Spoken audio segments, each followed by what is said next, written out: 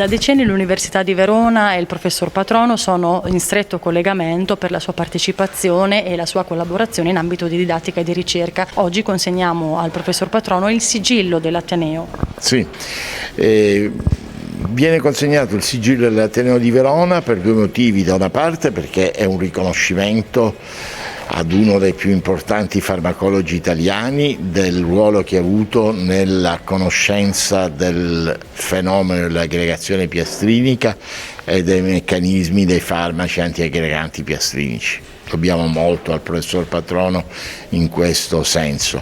E poi come anche segno di amicizia per una collaborazione ultradecennale che c'è da parte di non solo noi farmacologi di Verona, ma anche internisti e fisiologi che conoscono e che hanno collaborato e collaborano da tantissimo tempo con il professor Patrono. Quindi c'è una duplice, motivazione alla base di questo riconoscimento che facciamo. Il suo contributo negli studi in questo settore è molto importante e soprattutto da dove partono queste intuizioni e a quali evidenze siamo arrivati con i suoi studi?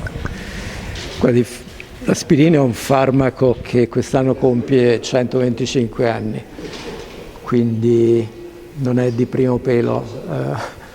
E per i primi 70 anni della sua vita è stata impiegata come farmaco antinfiammatorio senza che se ne conoscesse il meccanismo d'azione. Poi c'è stata una svolta legata alla ricerca di base circa 50 anni fa, con la dimostrazione che l'aspirina è in grado di inibire la sintesi da parte delle cellule del nostro organismo di una famiglia di composti chiamati prostanoidi, e poi si è scoperto che tutto questo ha una rilevanza nelle piastrine umane, che sono cellule del sangue che circolano per sorvegliare l'integrità del sistema vascolare.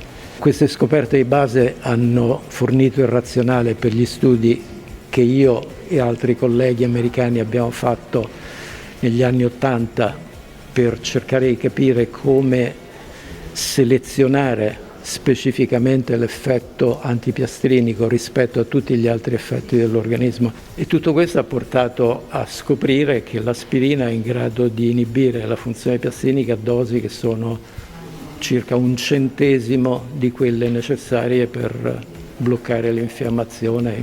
E questo a sua volta ha fornito il razionale ai nostri colleghi clinici, cardiologi, neurologi, per iniziare una serie di trial clinici randomizzati che hanno testato l'efficacia e la sicurezza di aspirina a basse dosi e hanno dimostrato che l'aspirina è un farmaco salvavita nelle fasi acute di queste sindromi ischemiche, B è in grado di prevenire la ricorrenza di un evento ischemico nel lungo termine. Quindi una seconda vita per l'aspirina che in prospettiva potrebbe essere una terza vita, nel senso che i suoi studi di oggi invece si concentrano sul ruolo dell'aspirina come preventivo in alcune classi di tumori.